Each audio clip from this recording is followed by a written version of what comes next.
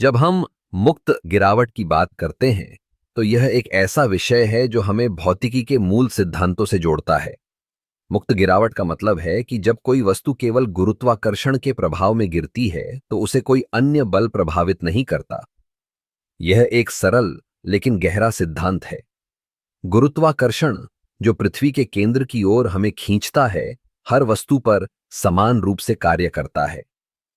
चाहे वह एक गेंद हो या एक पत्ते, दोनों एक ही गति से गिरते हैं। यह बात गैलीलियो ने अपने प्रयोगों से साबित की थी।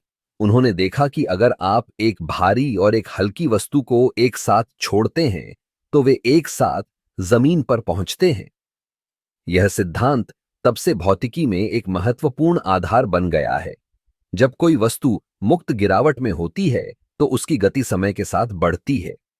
इसका मतलब है कि हर सेकंड में उसकी गति बढ़ती है, लगभग 9.8 मीटर प्रति सेकंड की दर से।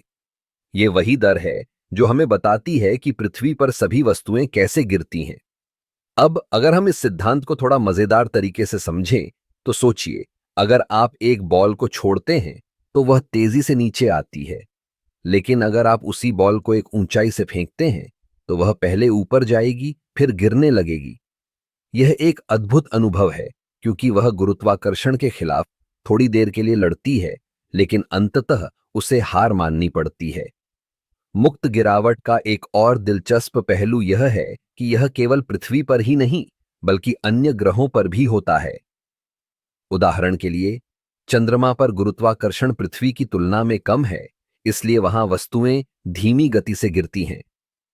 इस तरह मुक्त गिरावट हमें यह सिखाती है कि भौतिकी के नियम हमारे चारों ओर हैं और वे हमारे जीवन के हर पहलू को प्रभावित करते हैं।